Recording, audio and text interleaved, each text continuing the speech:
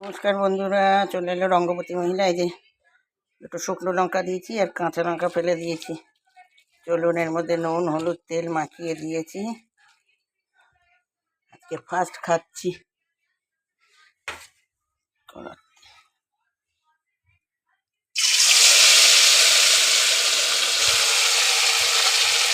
কি তেল বেরিয়েছে, দেওয়া মাত্র একদম একদম দেবো তেলে ভেজে নেবো বন্ধু, দারুণ লাগবে খেতে। এইভাবে ডুবো তেলে মচমচ করে ভাজা হবে। চলুন বন্ধু, আসি বন্ধু, হতে থাক ভাজা, দেব যে আরও বাকি আছে, ভেজে নিয়ে ছেলে পরে হবে ভাজা। দারুণ লাগবে খেতে, তাই না বন্ধুরা?